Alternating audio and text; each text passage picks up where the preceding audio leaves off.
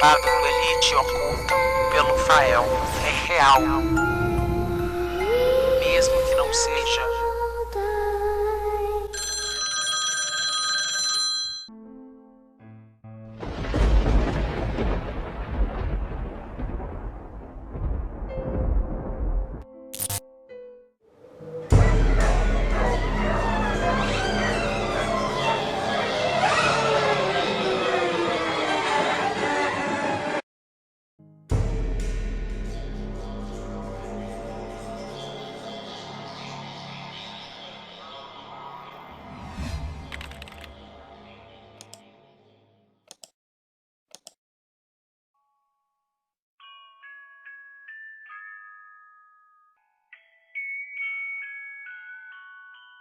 O que vi naquela noite foi a mais pura visão do inferno.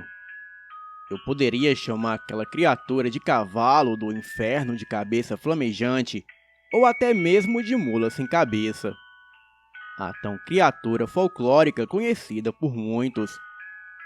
Bem, vamos para os fatos. Eu estava indo para uma fazenda no interior de São Paulo para um feriado prolongado. E a minha namorada, Vanessa, cochilando no banco do lado. Eu abri a janela para a brisa fria me deixar alerta. Eu estava dirigindo por uma estradinha secundária pavimentada, já no interior do estado. Bem no meio do nada. Só havia uma floresta densa na minha direita e um descampado enorme, com alguns aglomerados de árvores aqui e ali na minha esquerda. Não havia casa nenhuma, nem iluminação na estrada.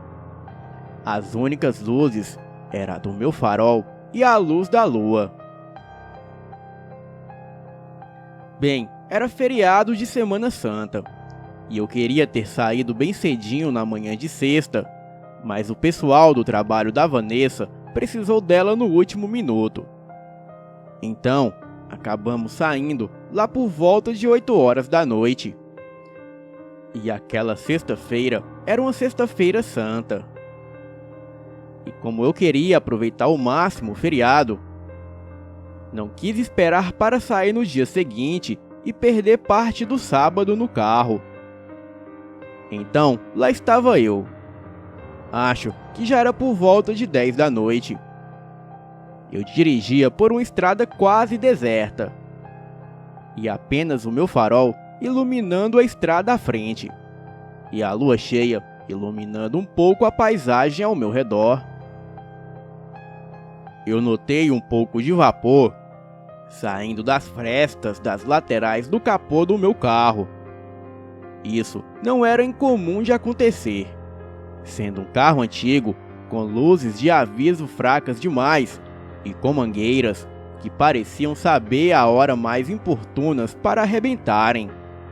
Adicionado a isso, um radiador que superaquecia no verão, ou quando usado por um longo período de tempo.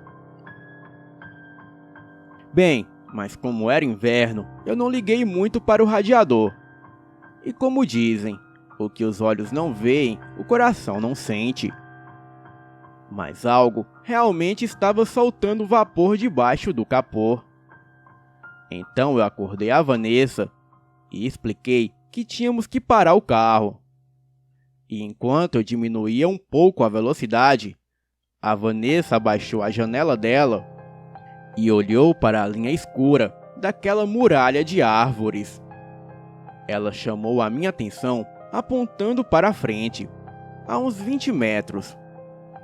Parei o carro em um acostamento de terra, diminuindo a velocidade e me sentindo seguro por nenhum carro ter passado a gente já havia alguns quilômetros. Bem, eu vi o acostamento de terra, comprido o suficiente para caber 2 carros. A área de terra, assim como toda a área lateral da estrada, era beirada pelas grandes massas de árvores da floresta, dando a aparência de um semicírculo cortado ao meio pela estrada, como se fosse uma clareira.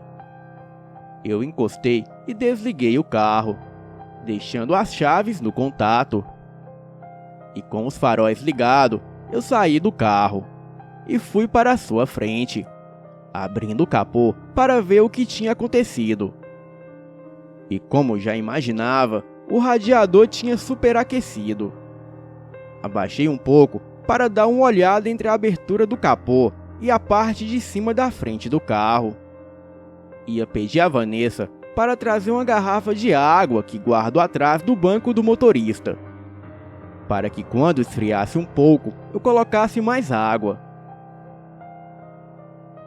Bem, eu esperava ver ela cochilando ou me olhando, mas fiquei surpreso de ver ela olhando com os olhos arregalados e com a boca aberta na direção da janela do motorista. Ela estava pálida como um fantasma. "O que você está fazendo?" eu perguntei para ela.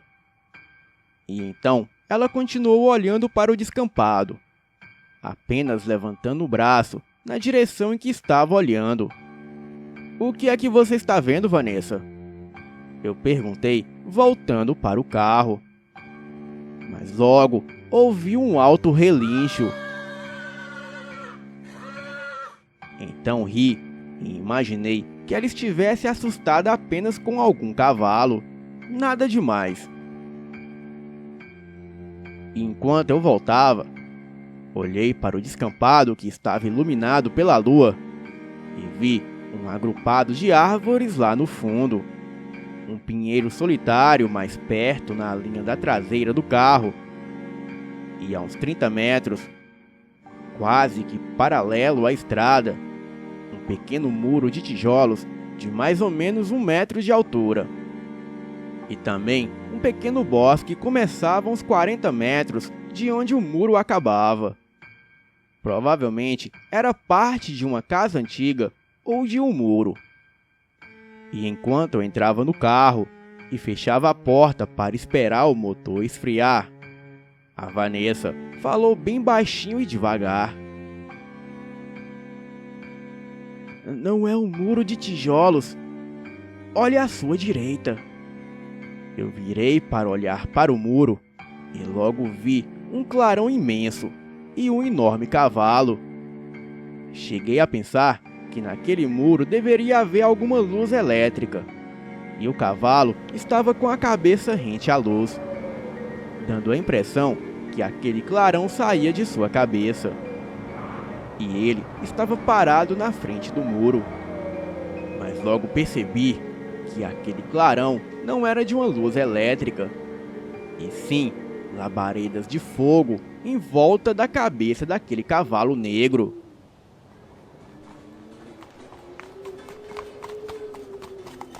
Eu sabia que a bateria estava fraca e tinha que dar uma chacoalhada e empurrar o botão devagar para ligar. Mas no meu desespero, a minha chacoalhada deixou a tampa solta e quando eu empurrei o botão de ligar com tudo, as baterias saíram voando. E como as baterias agora estavam rodando pelo chão do carro, eu resolvi deixar a lanterna de lado e olhei para cima. Vi o capô aberto e congelei. Olhei para o campo de novo, bem a tempo de ver aquela coisa correndo em galopes para o bosque. Mas ainda assim, dava para ver aquilo pela forte luz que saía de sua cabeça. Mas o pior logo aconteceu. Enquanto aquela coisa corria, se ouvia gritos. Gritos de mulher. Gritos de dor e lamentos. Gritos apavorantes de gelar a alma.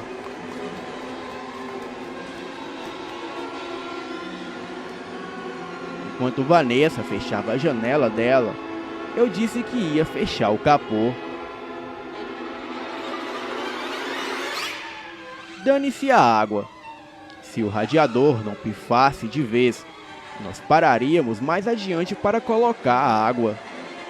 A Vanessa gritou para mim: "Me dê a garrafa, eu ponho um pouco no reservatório e fecho o capô, e você liga o carro." E enquanto ela saía e ia para a frente do carro, eu virei a chave. E o motor resmungou, tentando ligar. E quando ela fechou o capô, eu percebi aquele enorme clarão se aproximando do muro novamente. E daí eu vi a cabeça flamejante daquele cavalo enorme nos espiando de trás do muro. Aquela coisa havia percebido a nossa presença. E então voltou para nos observar. "Entra no carro, Vanessa!" eu gritei, enquanto aquela criatura saía de trás do muro, roçando a sua pata traseira no chão de terra, fazendo menção de correr em nossa direção. Em seguida, a criatura veio correndo com tudo em nossa direção, dando aqueles gritos apavorantes de mulher com um enorme galope. E aquilo gritava, relinchava e parecia correr em zigue-zague vindo em nossa direção. Aquele enorme cavalo com chamas em volta da cabeça e todo negro parecia a mais pura visão do inferno. A Vanessa pulou no banco do passageiro, trancando a sua porta. Ela não estava mais com a garrafa, que ainda devia estar pela metade de água. Mas diante das circunstâncias, eu não estava muito preocupado com isso. Virei a chave e nada do carro pegar. Eu não queria olhar para a coisa novamente. Então virei a chave de novo, e nada do carro pegar. A Vanessa quase deitou em cima de mim, enquanto aquele ser galopava e gritava vindo em nossa direção. Vanessa esticou o braço para travar a minha porta com uma mão e fechar a janela com a outra. A janela era dessas de manivela. E com mais uma tentativa, o carro finalmente pegou. E enquanto eu pisava fundo no acelerador, eu olhei para o campo e aquela coisa estava a apenas alguns metros da beira da estrada, mas perto o suficiente para que eu pudesse olhar melhor a sua cabeça flamejante. E onde deveria haver olhos, tinha apenas 2 buracos negros. E a sua boca estava aberta como se a sua mandíbula estivesse quebrada. Estava escancaradamente aberta. E também cheia de longos dentes pontiagudos. Os seus pelos eram negros e pareciam estarem queimados. E a criatura continuava a galopar seguindo o carro. Mas a sua velocidade não era o suficiente para nos alcançar. Dirigir por mais uns 20 minutos ou mais, com o carro soltando vapor uma boa parte do tempo. O carro superaqueceu de novo, enquanto estávamos em uma cidade. E só então a Vanessa me deixou parar o carro. E enquanto nós estávamos parados e esperando no primeiro posto que vimos, eu perguntei a Vanessa o que aconteceu. E ela disse: "Eu estava olhando aquela coisa. Aquilo parou na beira da estrada e estava galopando indo embora. Mas enquanto ia, a cabeça virou toda para trás e aquilo estava sorrindo, vendo a gente ir embora. Não preciso nem dizer que nunca mais voltei novamente por aquela estrada. E hoje, acredito que o que vimos foi o cavalo do inferno de cabeça flamejante, ou a tão dita mula sem cabeça, como muitos a chamam. Boa noite."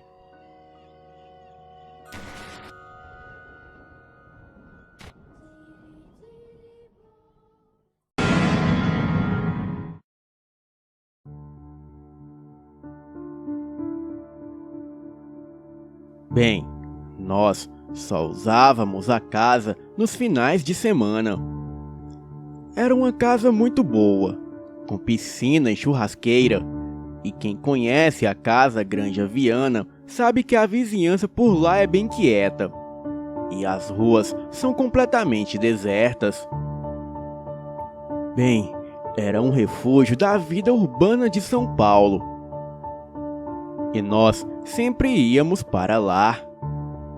Mas o tempo passou e a minha família começou a passar por uma pequena crise financeira. E para não ter que vender a casa, nós a alugamos. E depois de alguns anos, o meu pai deu outra volta por cima na crise que nós estávamos. E então paramos de alugar a casa. Mas como fazia muito tempo que não íamos para lá, perdemos o costume e raramente íamos. E depois de algum tempo, simplesmente paramos de ir. A casa ficou quase que abandonada. E depois de quase 5 anos com a casa no esquecimento, recebemos uma ligação de um policial da região pedindo para que o meu pai comparecesse na delegacia local porque queriam falar com ele. O meu pai foi achando que ia ser alguma coisinha sobre a casa parecer abandonada ou coisa parecida. Mas quando ele voltou, ele estava branco feito a parede. Ele chegou na delegacia e mandaram ele falar com um cara que já foi despejando tudo nele. O cara falou que ele era detetive e que tinha conseguido o nosso telefone com um dos vizinhos. E que tinha acontecido um crime na nossa casa. Coisa pesada mesmo. 4 caras raptaram uma garota de 20 anos, levaram para a nossa casa pensando que ela estava abandonada e fizeram de tudo com a garota. E no final a mataram e a enterraram no quintal. Os caras pegaram todos os documentos, dinheiro e joias dela. E o pior de tudo é que o detetive falou que esse não era o primeiro crime que acontecia lá. Ele também falou que esses 4 caras já tinham mantido 2 caras reféns de sequestro lá dentro e mataram pelo menos mais 3 integrantes de uma gangue rival e enterraram lá. Eles procuraram e acharam a ossada dos 3 caras no nosso quintal também. Falou que ele não precisava se preocupar, que tinham revirado o quintal todo e não acharam mais ninguém. E que os 4 caras que estavam usando a nossa casa para isso tudo já tinham sido presos. O meu pai estava arrasado, pois tinham invadido o nosso paraíso e transformado ele no inferno. Ele falou que o quintal da casa estava todo revirado, todo esburacado, e a piscina estava completamente imunda. Um dos quartos da casa estava completamente ensanguentado, e o sangue já estava todo seco. Falou que a casa estava fedendo a urina e toda pichada por dentro. Ele falou que a casa estava irreconhecível. Então, a gente resolveu que ia reformar a casa e depois ia vendê-la. Depois de muita dor de cabeça e muito tempo, a casa ficou como era antes. Um quintal bonito e estava toda arrumada e limpa por dentro. A piscina estava em ordem de novo. E novamente havia voltado a ser uma casa decente. Bem, a pena bateu e nós decidimos que não íamos mais vender a casa. E simplesmente íamos esquecer o que tinha acontecido lá dentro no passado e transformar aquilo num lugar feliz de novo. Só que a nossa vida tinha mudado muito desde a época que sempre íamos para lá nos finais de semana. E realmente não dava para ir sempre para lá. Estávamos pensando em alugar a casa mais uma vez. Mas agora eu já estava mais velho. Já tinha o meu carro e estava prestes a sair de casa e começar a minha vida sozinho. Então, tive a brilhante ideia de, em vez de alugarmos a casa, eu ir morar nela.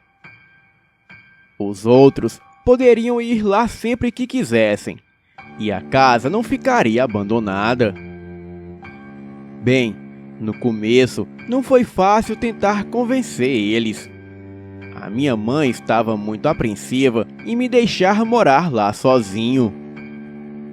Mas foi depois de muita conversa e muita insistência que eles me deixaram morar lá. E lá fui eu, feliz da vida, para a minha nova casa, morar sozinho e ser independente. Claro que eu pensava em levar o pessoal da faculdade para lá e fazer festa o tempo todo. Achei que ia ser a maior farra, mas foi exatamente o contrário. Com o tempo, eu acabei acostumando com a viagem diária para a faculdade e de lá para casa. Mas nem todos os meus amigos estavam dispostos a ir até lá. Bem, a casa era bem grande. Tinha 5 quartos, todos suítes, 3 salas, uma cozinha grande e uma área de serviço. Eu acabei me sentindo muito sozinho lá naquela casa enorme e ficava deprimido constantemente. E depois de um tempo assim, os meus pais deixaram eu chamar alguns amigos da faculdade para morar comigo. Claro que logo eu consegui convencer 2 amigos e uma amiga a ir morar lá comigo. A vida depois disso começou a virar uma festa lá dentro. A gente se dava bem, respeitávamos uns aos outros e tratávamos a garota que estava morando conosco feito a nossa irmã. E com o tempo vieram as festas, já que agora tinha carro suficiente para levar e trazer quem quisesse ir. E numa dessas festas, um pessoal se juntou na sala de TV e começou a contar histórias de terror. Porém, era uma história mais fraquinha que a outra e não estava assustando ninguém. Até que eu resolvi abrir a minha boca. Eu contei a história dos caras que tinham pegado a menina e depois de fazer ela passar pelo inferno, mataram ela num dos quartos lá em cima. O pessoal ficou quieto, porque realmente era algo pesado e realista, diferente do que estavam contando. Estava aquele silêncio todo quando alguém me perguntou se aquilo realmente era verdade. Porque se fosse mentira, era uma piada de muito mau gosto. Eu jurei que era verdade, até que alguém gritou lá do fundo: "Ei, vamos fazer a brincadeira do copo lá em cima nesse quarto e chamar o espírito da garota então." E quando ele falou isso, a minha espinha gelou e todos os pelos do meu corpo ficaram em pé. Só que o pessoal começou a gritar: "Vamos lá, vamos!" E então, lá fomos nós. Eu peguei um copo na cozinha e subi com o pessoal que estava na sala da TV, enquanto o resto do pessoal ficou lá embaixo na festa. Este quarto, que ficava sempre vazio, só tinha uma cama, um criado mudo e uma poltrona lá dentro, e mais nada. E no dia que os meus amigos vieram morar comigo, na hora de escolher os quartos, todos eles entraram neste quarto, mas ninguém gostou dele. E eu também nunca gostei dele. Mas eu sabia o porquê. Bem, pelo menos eu achava que sabia. Achava que era porque tinha sido lá que a garota havia sido morta. Só que os meus amigos não sabiam disso até aquela noite. E nenhum de nós 4 que morávamos naquela casa não gostávamos de entrar lá dentro e nem de passar pela frente do quarto. pois sempre que fazia isso, dava uma angústia enorme. E quando nós entramos no quarto, empurramos a cama para perto da parede e puxamos o criado mudo para o meio do quarto. Colocamos o copo em cima dele e colocamos um monte de letras escritas e um pedaço de papel em volta. E depois, pedaços maiores escritos sim e não. Nós acendemos 4 velas e demos para 4 pessoas. Bem, éramos um grupo de 9. E as 4 pessoas seguraram as velas em volta da gente para que pudéssemos ver as letras e apagarmos as luzes. O cara que estava comandando o show falou que era bom só 3 pessoas colocarem o dedo em cima do copo, para não dar muita interferência. Bem, eu não entendi o que ele quis dizer com isso, pois eu nunca brinquei deste jogo. Então eu, ele e uma garota colocamos o dedo em cima do copo e fechamos os nossos olhos. E os outros 2 que sobraram ficaram de ler o que o espírito respondia.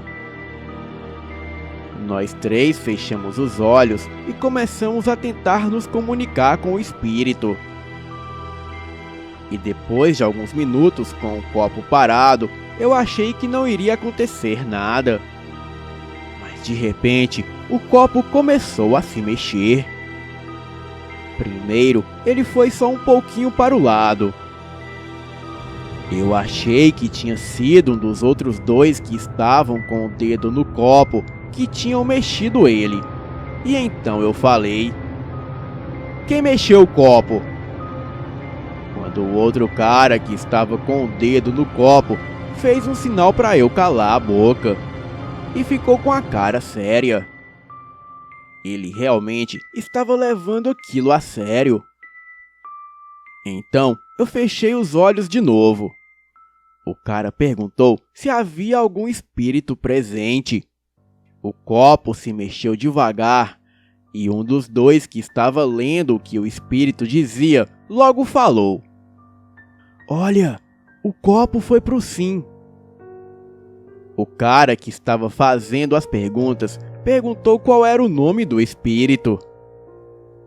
E depois de alguns segundos, o copo começou a se mexer.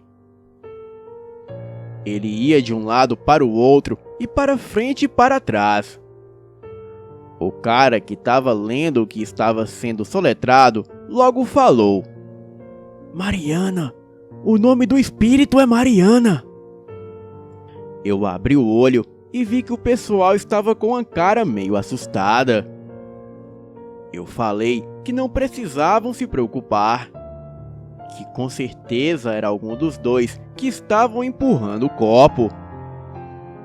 E foi quando um dos que estavam segurando a vela logo falou: "Cara, eu tô olhando pra vocês 3 o tempo todo e não vi ninguém de olho aberto. E como é que algum de vocês ia conseguir soletrar algo direito com o olho fechado?" Bem, o cara que estava fazendo as perguntas fez um sinal para nós calarmos a boca de novo. E então ficamos quietos. Eu fechei os olhos e então ele perguntou se ela era o espírito da mulher que tinha morrido lá. O copo ficou parado e logo passou um tempo, quase que 1 minuto. A gente estava para perguntar de novo quando o copo se movimentou violentamente para o lado. E então parou na palavra sim. A garota que estava com o dedo no copo perguntou o que tinha acontecido lá. Imediatamente o copo começou a se mexer. O cara que estava lendo falou: "Olha, não tá indo para lugar nenhum, só tá fazendo um 8. O copo ficou fazendo um 8 por um bom tempo. E o cara que estava com o dedo no copo falou que a pergunta era muito complicada para responder. Então o copo parou. e ele perguntou há quanto tempo ela estava lá. Os dois que estavam vendo o que estava sendo escrito começaram a soletrar: "Vão embora." "Vão embora por quê?" o cara perguntou. "Vão embora." E de novo o copo soletrou "vão embora." "Acho melhor a gente parar com isso." "Por quê?" o cara perguntou de novo. O copo começou a se mexer muito rápido, fazendo o sinal do 8. Eu comecei a ficar assustado, porque era praticamente impossível algum de nós conseguir fazer o copo ir tão rápido como estava indo sem fazer ele virar. "Por quê?" o cara insistiu em perguntar de novo. E de repente, uma brisa bateu no quarto. E mesmo com as janelas estando fechadas, ficou frio lá dentro. E as velas se apagaram. O copo havia parado de se mexer e eu ouvi um estalo. Um dos que estavam segurando as velas pulou para o interruptor para acender a luz. E quando o quarto ficou claro, eu vi algo que me fez arrepender muito de ter levado adiante tudo aquilo. O copo estava todo trincado e as letras haviam voado todas de cima do criado mudo. Porém, 5 letras permaneceram lá em cima: a letra E, M, O, R e T. Eu bati o olho e vi que aquelas 5 letras formavam algo familiar. A menina que estava com o dedo no copo simplesmente colocou o dedo em cima do E. E depois colocou em cima do T. E assim, formando a palavra morte. E assim que ela tirou o dedo de cima do pedaço de papel, ficou uma manchinha vermelha nele.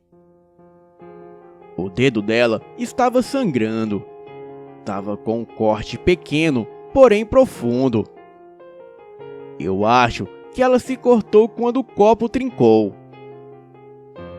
E mesmo eu e o outro cara não termos nos cortados, pois realmente não dava para se cortar com o copo trincado, pois o copo não havia soltado lasca nenhuma. Porém, sabíamos que ela havia cortado o dedo do copo, pois o copo estava com um pouco do sangue dela. O cara que havia acendido a luz começou a falar que aquilo já era brincadeira de mau gosto e que já era desrespeitar a garota que havia morrido lá. Porém, aquilo realmente não era brincadeira nenhuma. E quando ele abriu a porta irritado para sair, o resto do pessoal da festa estava do lado de fora com cara de assustados. Eles falaram que começaram a ouvir alguma garota a berrar histericamente. Mas como ela estava berrando muito, eles resolveram pedir ajuda. Então todos eles subiram correndo, pois parecia que estava matando alguém lá em cima. E quando subiram, viram que aquela gritaria estava vindo de dentro do quarto que nós estávamos. Eles tentaram abrir a porta e ela estava trancada.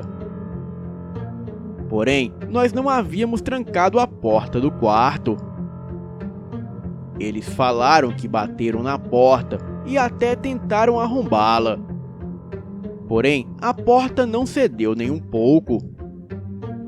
E a cada segundo que passava, a gritaria lá dentro ficava mais desesperada e histérica. Porém, a gente não ouviu grito nenhum lá dentro. E muito menos escutamos eles bater na porta. E logo de repente, tudo parou e a porta abriu. A gente jurou que a porta estava aberta, mas ninguém acreditou. Eles acharam que era alguma brincadeira de mau gosto e desceram furiosos, pois aquilo não era brincadeira que se fazia. Depois de um tempo, todo mundo foi embora e nós tivemos que levar a maioria para casa. E quando voltamos, a menina e o outro cara que morava comigo perguntou o que tinha acontecido. Eu e o outro cara contamos a história, mas eles não acreditaram muito. E quando a gente perguntou o que eles tinham ouvido, eles falaram que só ouviram gritos de uma mulher falando: "Para, pelo amor de Deus! Para! Alguém me ajuda!" E coisa assim. Então, eu contei a história da garota que havia sido morta lá dentro da casa. E eles ficaram bravos por eu não ter contado a história antes. Um pouco mais tarde, deixamos tudo de lado e fomos dormir. No dia seguinte, levantamos para arrumar a casa. E quando tínhamos arrumado quase tudo, eu falei: ainda falta o quarto do meio lá em cima, só que eu não vou entrar lá sozinho." O cara que estava lá comigo na noite anterior foi junto comigo. E lá estava o quarto como nós o tínhamos deixado, com 5 pedaços de papel em cima do criado mudo, o copo trincado no meio dele e as velas do lado do copo. E os restos dos papéis estavam espalhados pelo quarto. A gente pegou tudo correndo, colocou num saco de lixo e jogou fora. E depois daquele dia, coisas estranhas começaram a acontecer pela casa. Eram sussurros pelos cantos, portas batendo com violência mesmo sem ter corrente de ar lá dentro da casa. Eram luzes que acendiam e apagavam, e às vezes uns gritos que vinham do andar de cima que rasgavam a alma. Era algo que dava um medo desgraçado. Um dia, estávamos nós 4 chegando da faculdade. Estávamos no mesmo carro. E quando nós saímos do carro, eu olhei para casa e vi uma sombra na janela. Eu fiquei apavorado, mas quando os outros olharam, já não tinha mais nada na janela. Bem, eu fiz todo mundo revirar a casa toda, mas não achamos ninguém lá dentro. E depois de algum tempo, os nossos nervos já estavam à flor da pele. E qualquer barulho e a gente já pulava assustado. E não demorou muito para que os outros começassem a irem embora. Primeiro foi um dos caras. Ele deixou pago o aluguel de 2 meses, mas falou que não ficaria mais lá. Que não aguentava mais acordar no meio da noite com a impressão que tinha alguém no quarto dele. Várias vezes a gente achou ele dormindo no sofá da sala de manhã. E depois de um mês, foi a garota que foi embora. O quarto dela ficava do lado do quarto que a menina tinha sido morta.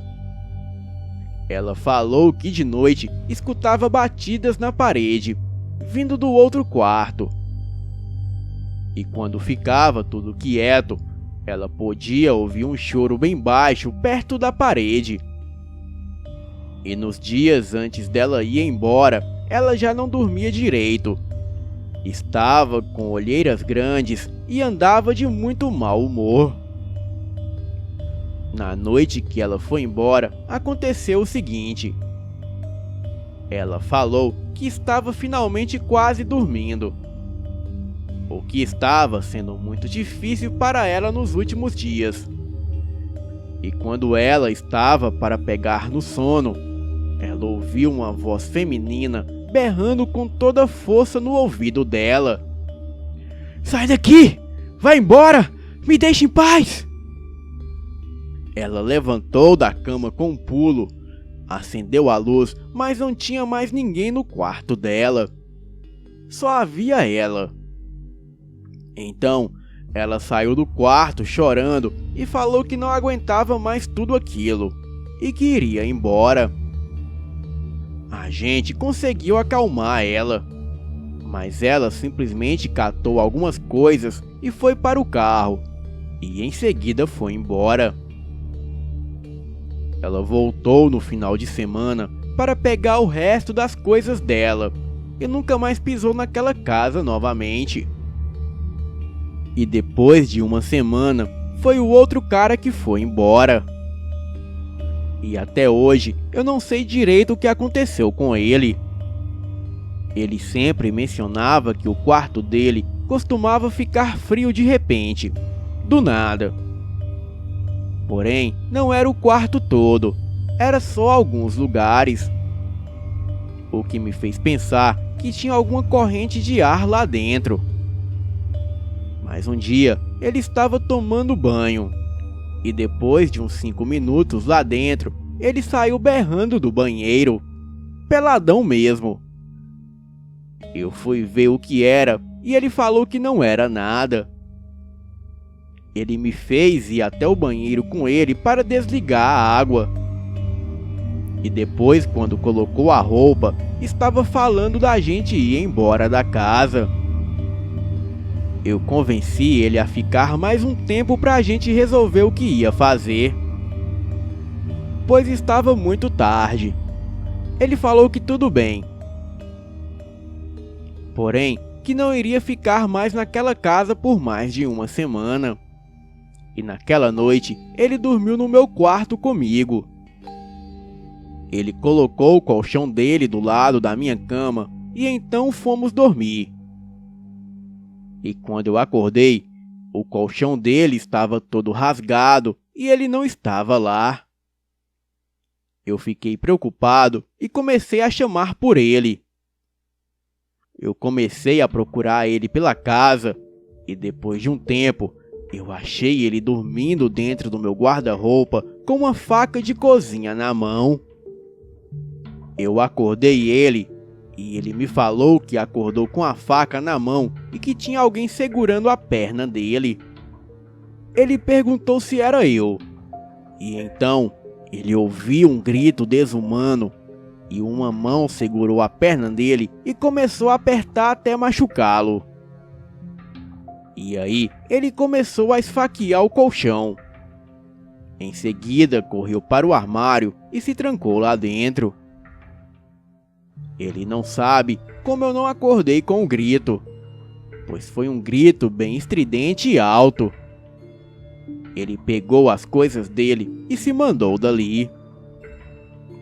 Bem, eu fiquei lá sozinho por mais um tempo. Porém, eu não aguentava mais aquela solidão. E aquela casa já estava começando a me afetar.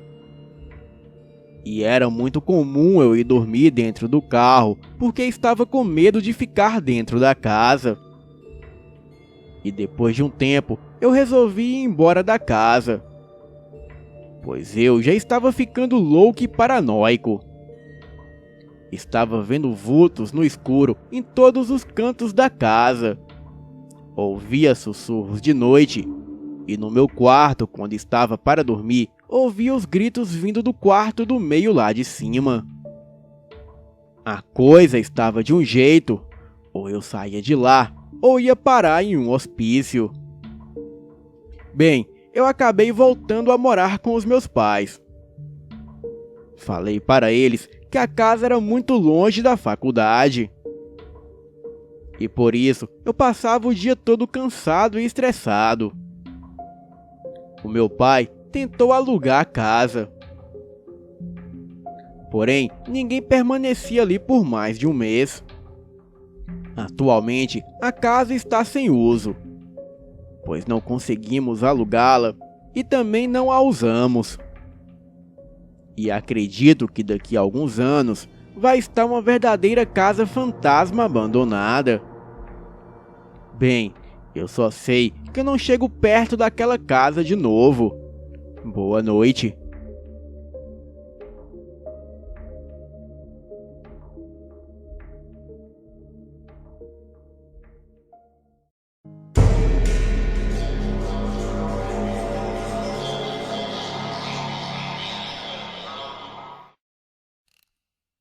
Isso aconteceu na metade de janeiro de 2002, em um lugar que eu já tinha ido 3 vezes antes e sempre no verão. Era um acampamento no interior de São Paulo, onde eu e mais 2 amigas fomos. Era o nosso segundo dia lá, e eu e as minhas amigas estávamos entediadas.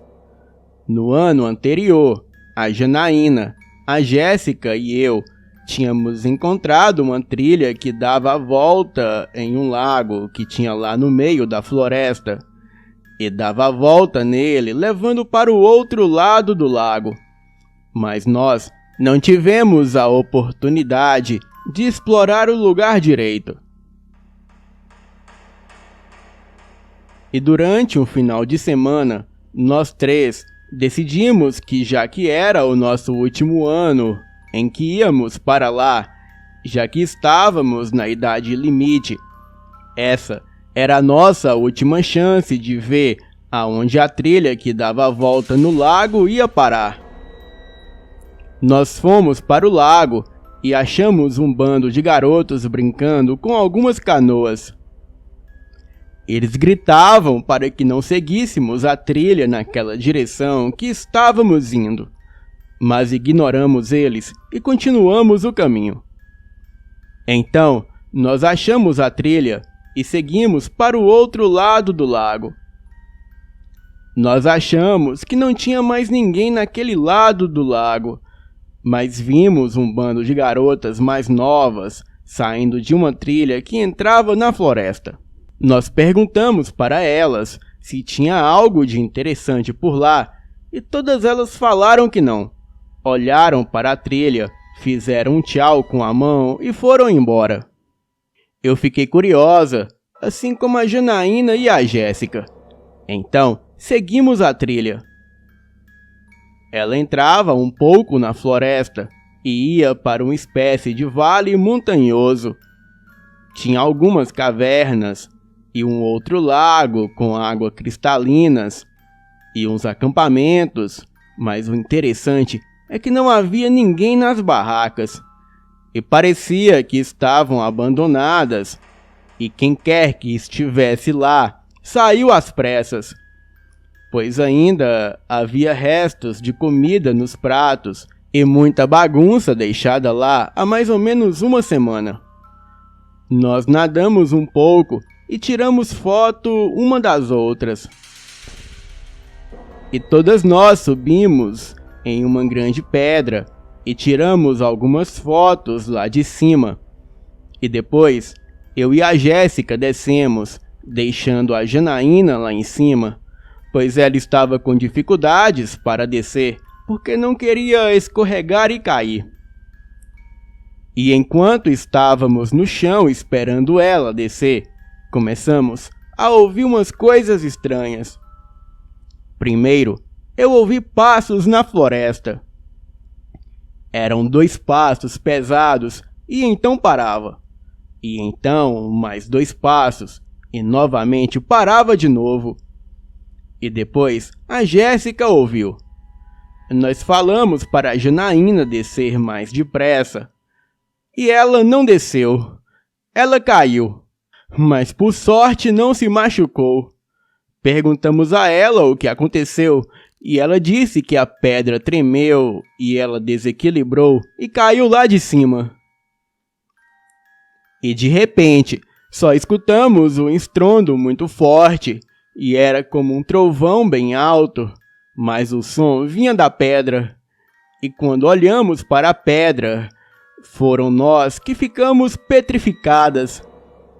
Não deu para ver muita coisa, mas tivemos a nítida impressão que a pedra se abriu e se fechou rapidamente, como se fosse uma boca. A Janaína havia esquecido a mochila em cima da pedra, pois como ela havia sido derrubada de lá, a mochila dela ficou lá em cima. Mas logo após esse barulho, já não dava mais para ver a sua mochila. Era como se a pedra tivesse realmente comido a mochila da minha amiga. E se ela não tivesse caído, seria ela que seria engolida pela pedra. Nós ficamos paralisadas em silêncio por algum tempo. Então, nós começamos a ouvir novamente aqueles passos pesados saindo da mata e vindo em nossa direção.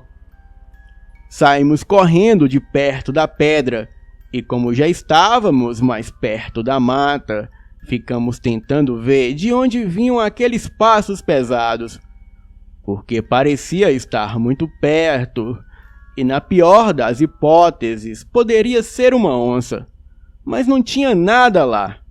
Nenhum passarinho, nenhum bichinho, nenhuma pessoa, não tinha nada. Nós saímos de lá bem rápido e voltamos para a clareira que circulava o lago. Para mim, já tinha sido aventura demais para um dia, mas a Janaína e a Jéssica estavam sentindo muito mal-estar.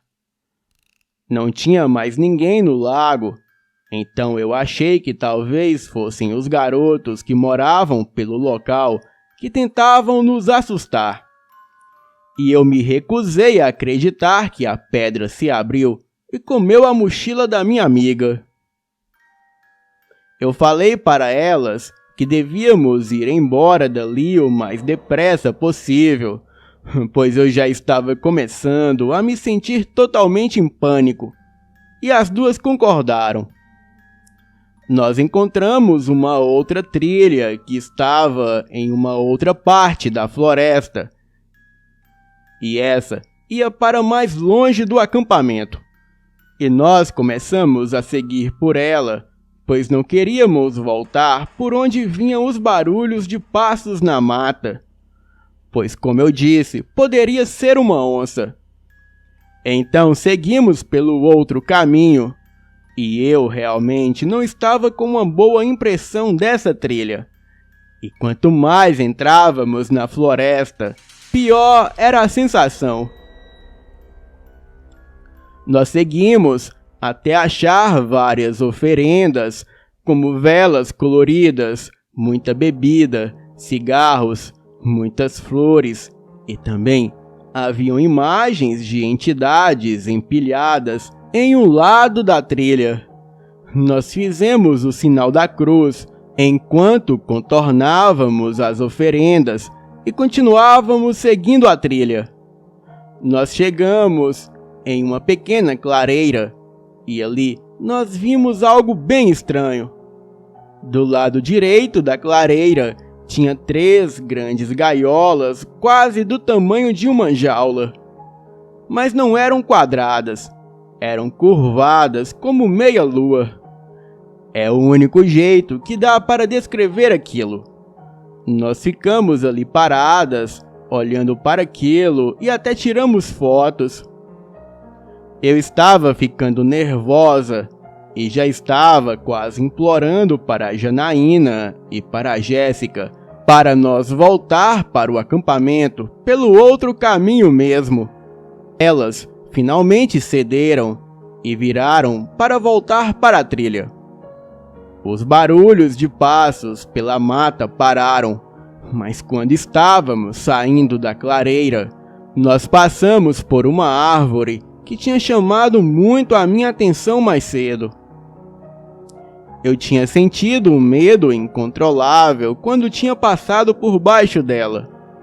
E dessa vez, eu senti uma vontade irresistível de olhar para cima enquanto passávamos por baixo dela. E eu me arrependo até hoje de ter olhado, porque eu vi um homem lá em cima. Ele estava lá só por alguns segundos, mas eu posso lembrar quase que completamente dele. Ele era moreno, estava vestido uma bermuda vermelha, estava sem camisa e tinha uma perna só. E também os seus cabelos eram vermelhos e desgrenhados. Ele estava olhando para nós com um sorriso bem ameaçador e sarcástico. Eu agarrei o braço da Janaína bem forte e falei: "Tem alguma coisa ali em cima da árvore?" E ela respondeu: Acho melhor a gente ir embora daqui o mais rápido possível. Aquilo que estava lá em cima da árvore, que hoje eu acredito que deveria ser o Saci, ele começou a jogar pedras em nós. Então nós corremos feito 3 condenadas e chegamos no lago já sem fôlego nenhum. Eu estava pronta para voltar para o acampamento, quando a Jéssica notou que tinha uma bifurcação na trilha que tínhamos acabado de sair. Eu já estava tremendo e realmente não queria ir, mas elas queriam, pois segundo elas viram aquela coisa pulando com uma perna só e seguindo para onde íamos passar. Então tivemos que mudar o caminho. Eu fui na frente, pois não queria ficar atrás delas, e então seguimos a trilha. Essa trilha era bem longa e nos levou para mais longe ainda do acampamento. Bem, não tínhamos ideia para onde a trilha estava nos levando. Eu ainda estava tendo calafrios e sensações muito ruins. E depois de um tempo de nós nos aprofundar cada vez mais na floresta, começamos a ouvir risadas malignas. A Janaína achou que estávamos ouvindo o pessoal no acampamento, mas isso não parecia estar certo. Nós estávamos bem longe, pois estávamos andando já fazia um bom tempo na direção oposta do acampamento. Nós estávamos bem longe de onde alguém estaria, e era risada de algo bem diabólico. E o que eu posso dizer é que parecia a risada do boneco Chuck, do filme Chuck, o Brinquedo Assassino. E finalmente, eu convenci a Janaína e a Jéssica a voltarmos correndo pela trilha principal que levava para o acampamento. Ou então, nós nos perderíamos ali, ou talvez coisa pior poderia acontecer. Eu fiquei tão aliviada de sair da floresta, e eu falei para elas que o que eu vi na árvore foi o Saci, e foi ele que tacou pedra em nós. Elas também disseram que viram o Saci entrando na trilha principal que levava de volta para o acampamento. E quanto à pedra que se abriu e engoliu a mochila da Janaína, ela jura que tem algo de maligno naquela pedra. Mas a Jéssica jura que talvez tenha sido algum evento natural da natureza e que tenha uma explicação plausível para isso. Bem, eu só sei que nós devíamos ter ouvido as crianças nativas daquela região e não seguir por aquela trilha ao longe. Mas de uma coisa eu tenho certeza: eu nunca mais coloco os meus pés ali. Boa noite.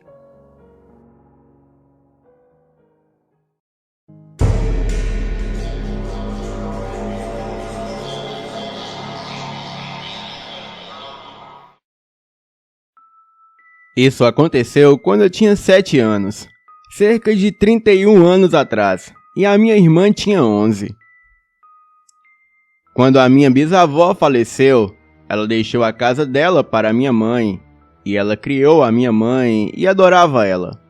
Era uma casa muito velha na roça, com 2 quartos e uma enorme sala de jantar que foi convertida em um quarto para os meus 4 irmãos.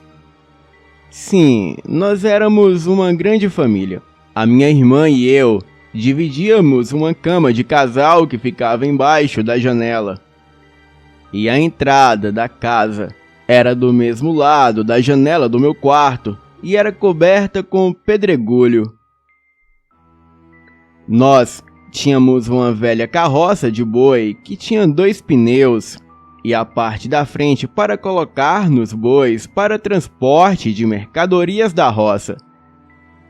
E nessa tarde, o nosso primo Pedrinho estava em nossa casa, E para nos divertirmos, nós subíamos na carroça, e a mesma já não tinha nenhum boi, e ficávamos brincando em cima dela. E daí, com o nosso peso, ela ia para frente e para trás, e era muito divertido. Até que a minha irmã comentou: "Poxa, bem que podia ter os boi na carroça pra gente dar uma voltinha." Então, o meu primo Pedrinho, de 13 anos, ele disse: "Essa carroça tá sem boi há muito tempo. Só se for o capeta que aparecer pra puxar essa carroça." E depois da brincadeira, fomos jantar e depois pro quarto dormir. A minha irmã sempre me colocava do lado da janela na cama, e naquela época não tínhamos energia elétrica, mas como era lua cheia, dava para ver tudo lá fora, e também era verão, então todas as janelas estavam sempre abertas. E nessa noite, eu acordei com um som estranho. Eu não tinha certeza do que era, mas vinha do lado de fora da janela. E enquanto eu estava lá deitada, eu reconheci o som. Era a carroça sendo empurrada devagar para frente e para trás, próximo da minha janela. Dava para se ouvir o pedregulho sendo esmagado pelos pneus e sons de cascos, como de cavalo ou bode que puxava a carroça. Porém, ali não havia animal algum. Eu estava com tanto medo que nem podia me mover. Eu nem sequer abri os olhos. O que era mais assustador era a janela, que estava escancarada, e eu sentia como se alguém fosse colocar a mão para dentro e logo em seguida me agarrar. Eu finalmente juntei coragem suficiente para beliscar a minha irmã para que ela acordasse. Ela estava dormindo tão pesado que levou 3 beliscões para acordar, e no terceiro eu belisquei o mais forte que podia, e finalmente ela acordou e perguntou o que eu estava fazendo. Eu imediatamente falei para ela ficar em silêncio. Em um tom de voz muito baixo, eu falei para ela escutar. Eu abri os meus olhos para olhar para ela, e tudo que eu pude ver foi o branco dos olhos dela. E meu Deus, eles estavam grandes. Ela me sussurrou que quando contasse até 3, nós iríamos correndo para o quarto da nossa mãe. E eu não me lembro se nós contamos até 3. Mas assim que eu senti ela se mover, eu pulei e nós duas corremos. Mas enquanto corremos, nós escutamos uma gargalhada sinistra vindo lá de fora e uma forte bufada. Nós começamos a martelar a porta do quarto da minha mãe, e quando ela finalmente abriu, ela perguntou o que nós queríamos. Nós falamos que ouvimos um barulho lá fora e ficamos com medo. O meu padrasto se levantou e nós pulamos na cama deles. Nós estávamos tremendo e chorando. Nós contamos para eles o que tinha acontecido, e o meu padrasto pegou um pedaço de madeira e correu lá para fora. E quando ele voltou, ele estava branco, e eu ouvi ele dizer para minha mãe que tinha um ser grande, vermelho de chifres negros e pernas de bode, empurrando a carroça para fora de nossa propriedade. Na manhã seguinte, nós não achamos a carroça no quintal. Eu não sei o que era, ou quem estava empurrando a carroça, ou para onde a levou. Mas é algo que eu jamais vou esquecer. Boa noite.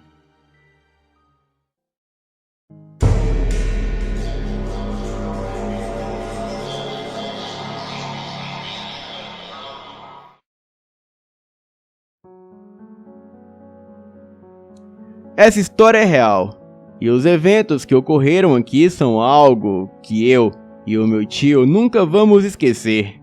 Atualmente, eu tenho 27 anos E essa história ocorreu quando eu tinha 19. O meu tio também tinha 19 na época.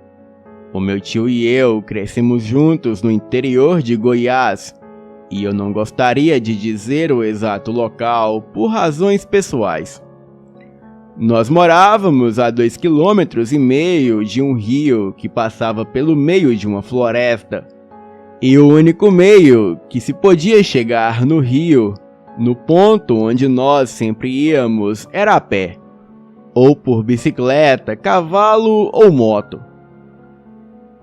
Enquanto crescíamos, nós íamos quase todo dia para a floresta para pescar no rio. E depois de um tempo, nós começamos a acampar por lá também. E certo dia, nós dois estávamos esperando um amigo de fora da cidade aparecer.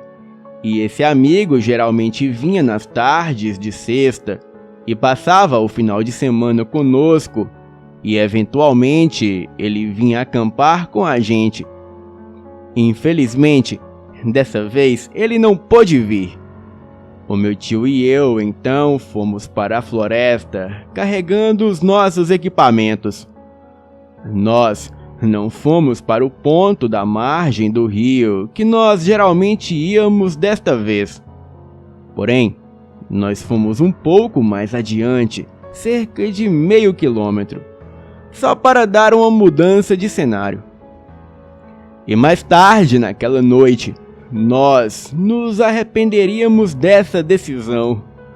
Nós escolhemos aquele lugar porque era alto, cerca de 100 metros acima da margem do rio, e tinha a forma de uma ponta, e 3 dos seus lados desciam até o rio, onde ele fazia uma curva e deixava o lugar parecendo uma ilha, só com um lado sem estar cercado pela água. Então, tinha uma bela vista durante o dia.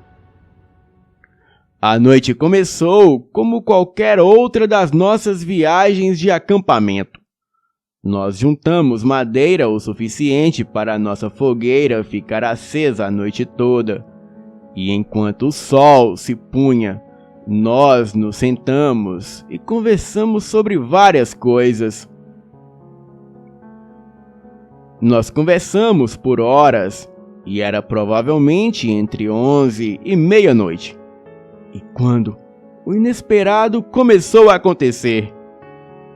Nós tínhamos acabado de nos deitar e estávamos nos enrolando nos nossos sacos de dormir, quando ouvimos um crack. Era como se alguém ou algum bicho tivesse quebrado um galho. Nós não demos muita importância para isso, e nós só imaginamos o que podia ser e começamos a nos arrumar para dormir de novo. E quando estávamos quase dormindo, ouvimos de novo aquele barulho. Esse tinha sido bem mais alto e um pouco mais perto do que o outro, e provavelmente 1/3 do caminho até a base de um dos lados que descia até o rio. Nós não nos preocupamos muito, já que tínhamos uma escopeta calibre 12 conosco e bastante munição. Mas nem preciso dizer que nós não queríamos dormir naquele momento, porque se tinha algum bicho selvagem subindo na direção da gente, a última coisa que queríamos era estar dormindo. Nós dois nos levantamos e colocamos mais madeira na fogueira, e o meu tio iluminou com a lanterna todos os lados da descida, e atrás de nós não víamos nada.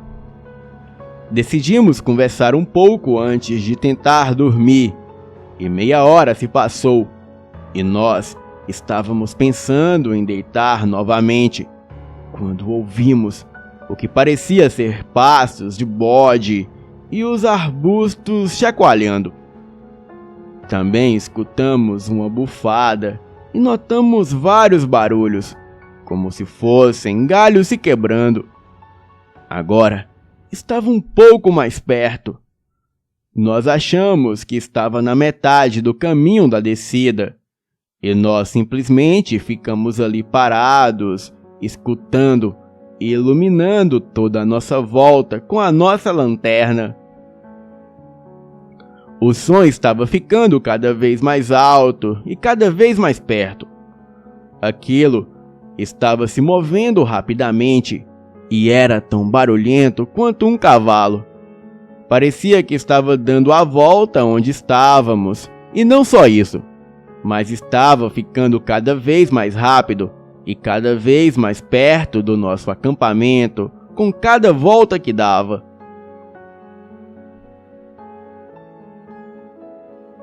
O meu tio pegou a escopeta, já que não sabia mais o que fazer, e eu peguei a lanterna e iluminei exatamente onde nós estávamos ouvindo o barulho, mas não vi nada. E tudo o que podíamos ver eram folhas voando e arbustos se mexendo como se algo tivesse correndo entre eles. Nós tentamos não entrar em pânico, mas nós sabíamos que isso não era algo terreno. O meu tio mirou numa área que estava a uns 20 metros da gente, onde eu estava iluminando, e em seguida atirou. O barulho e a movimentação parou imediatamente, e nós nos sentimos um pouco relaxados, mas estávamos chocados. Nós conversávamos sobre o que poderia ser, e se tinha a possibilidade de ser algum animal. E nós dois concordamos que não poderia ser nenhum animal que conhecíamos. E depois de meia hora, tudo começou de novo. Começou lá embaixo, perto do rio, e começou a rodar de novo o acampamento e a chegar bem perto de nós. E dessa vez, nós tentamos não atirar o máximo de tempo possível. O som chegou a uns 10 metros de nós, e o meu tio atirou novamente. Atirou de novo e tudo ficou em silêncio. Bem, o resto da noite foi assim. A cada meia hora, o barulho voltava lá de baixo, e o que quer que fosse não podia ser visto. Mas o efeito daquilo no ambiente podia ser visto, notado e ouvido. E 2 vezes, o meu tio deixou aquilo chegar a menos de 5 metros de nós antes de atirar, mas mesmo assim não conseguimos ver nada.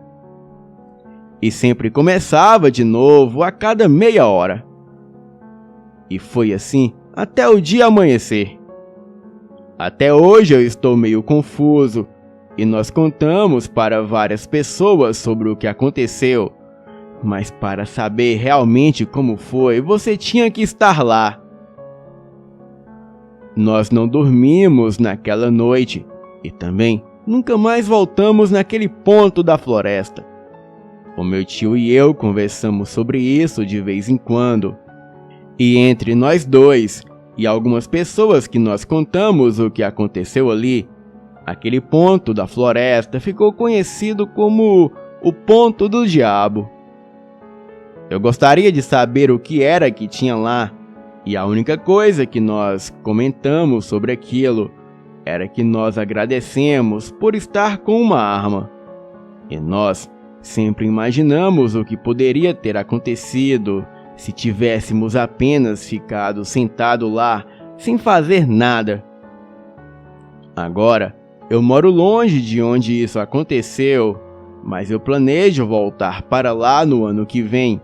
E eu gostaria de mostrar para algum grupo de investigadores onde é aquele local. Bem, mas eu particularmente não passaria a noite lá.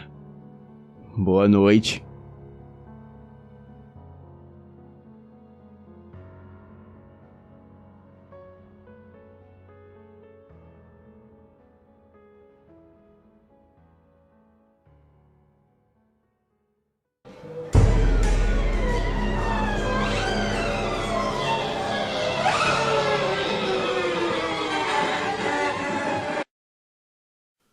Olá, boa noite a todos do Elite Oculta. Eu me chamo Otávio Ianguara. E quando ocorreu este relato, eu morava em uma comunidade ribeirinha do centro-oeste amazonense. Bem, este relato se passou no início dos anos 90, quando eu tinha lá pelos meus 16 anos, e morava nessa comunidade, onde deveriam viver aproximadamente entre 10 a 15 famílias. Nós sobrevivíamos de caça e da pesca e éramos quase indígenas, até porque pela região tinha muitos índios e até hoje tem.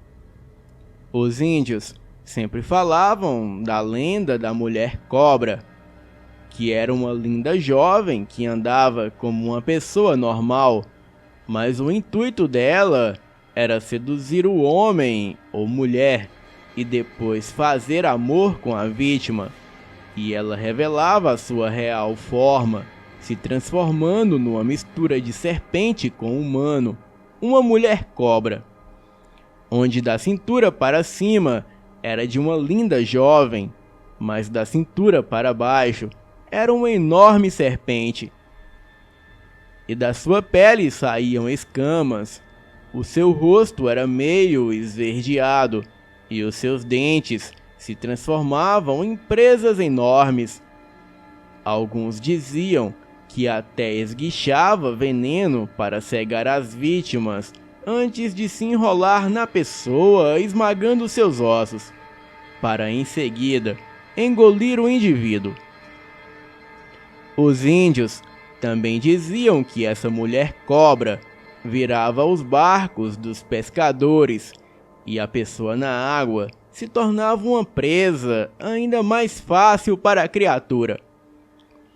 Ela nem sempre tem a mesma aparência da mesma moça, pois ora, ela aparece como uma jovem ruiva e outrora uma jovem morena ou branca, ou até mesmo de uma velha, mas sempre é a aparência de uma mulher.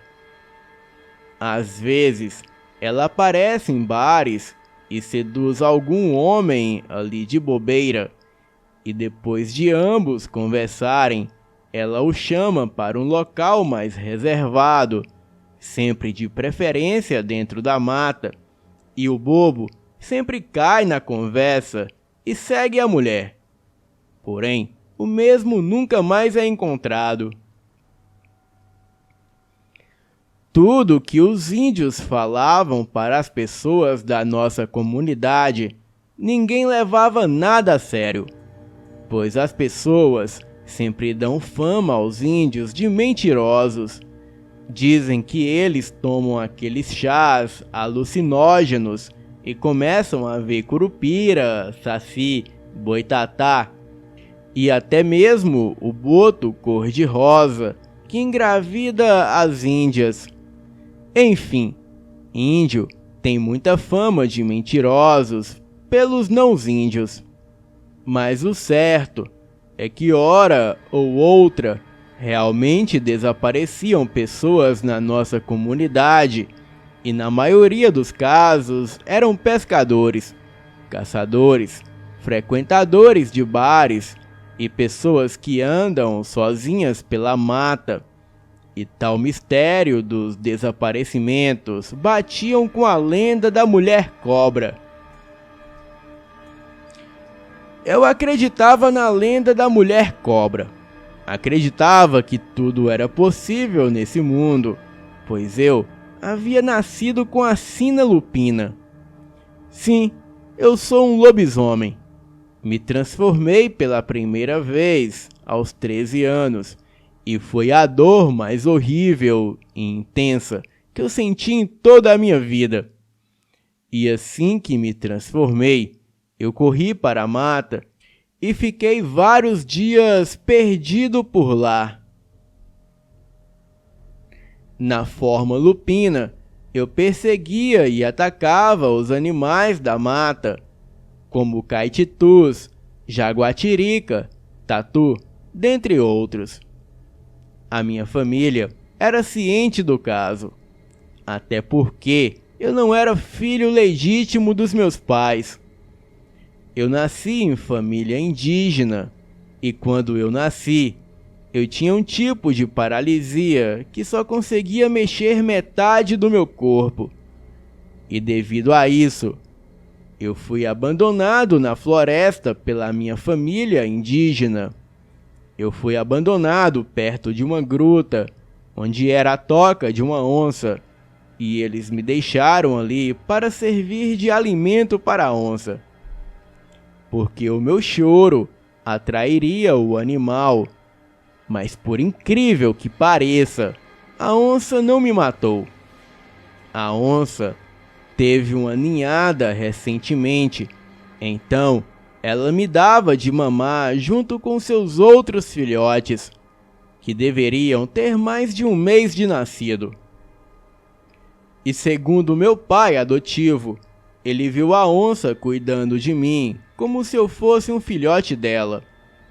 E todos os dias ele ia ali para observar se a onça estava por perto, para assim poder me resgatar. Lógico que ele ia armado, mas só mataria a onça em último caso. Bem, e no quarto dia que ele foi até a toca da onça, ela não estava lá. Ela havia saído para caçar ou tomar água, e foi aí que ele me resgatou e me levou com ele.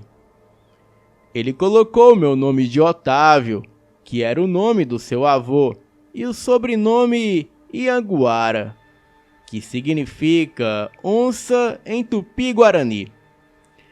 E como eu disse, eu tinha um tipo de paralisia, mas com o tempo eu me tornava cada vez mais forte e andava como qualquer garoto comum.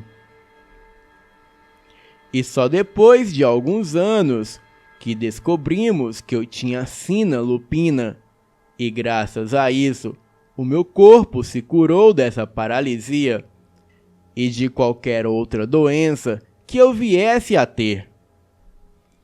Pois a força de um lobisomem no seu auge se compara com a força de 10 homens. Mas eu não queria aquilo. Eu queria apenas viver como uma pessoa normal. Então, os meus pais me levaram até um pajé. E nessa época, eu tinha por volta dos meus 14 anos. E o pajé me reconheceu e sabia de qual família indígena eu pertencia. Mas eles não se importavam comigo. E eu muito menos com eles. Para os índios, demonstrar sentimento é sinal de fraqueza. Então, eles sacrificavam os seus filhos deficientes e abandonavam os velhos na floresta, porque para eles é melhor morrer do que viver como um inútil. Enfim, eu estava são e saudável, mas ainda tinha outro problema, que era me transformar em lobisomem. Então, cedo ou tarde, a comunidade ribeirinha poderia descobrir, e isso sim seria um problema dos grandes, pois eles associariam esse fato com o desaparecimento das pessoas da vila. O pajé disse para os meus pais que eu me transformava em Iuauara, que significa homem-lobo em Tupi-Guarani, e devido à influência que Jaci, que significa lua em Tupi, exercia sobre mim, aquilo me deixou descontrolado, e os meus pais perguntaram se havia cura para isso. O pajé disse que não, mas existia um método de impedir que eu me transformasse em época de lua cheia. E quando eu começasse a demonstrar comportamento estranho, os meus pais tinham que me dar um chá de ayahuasca e cantar a música que mais me agradava. Assim, eu me manteria calmo e fugiria da transformação. Bem, assim os meus pais fizeram, e deu certo. E se eu não tivesse sangue lupino, eu já teria morrido ou ficado louco com a quantidade de chá alucinógeno que eu tomava. Mas o certo foi que depois de um tempo, eu nem precisei mais desses métodos para não me transformar. Pois parecia que a sina lupina havia me abandonado e eu vivia como um garoto normal. Pois o chá de ayahuasca, ele tem toxinas que combatem em inativa o gene lupino. Então, eu já não me transformava mais. E isso durou dos meus 14 aos 16 anos. Bem, pessoas continuavam sumindo sem explicação na comunidade, pois os desaparecimentos não tinham um padrão, exceto pela maioria serem frequentadores de bares, turistas e pescadores. Os índios sempre falavam da lenda da mulher cobra e, como sempre, ninguém acreditava. Bem, assim como a maioria dos ribeirinhos, o meu pai era pescador e naquele dia foi a vez dele desaparecer. Os seus amigos falaram que ele estava pescando à noite. Ele estava com o seu barco um pouco distante do barco do meu pai. E logo, o barco do meu pai foi de encontro ao barco dos pescadores, porém estava vazio. Esses pescadores disseram que o mais provável é que o meu pai ficou bêbado, caiu na água e se afogou, apesar deles não verem movimentação alguma na água. O corpo do meu pai nunca apareceu, e todos desistiram de procurar, menos eu.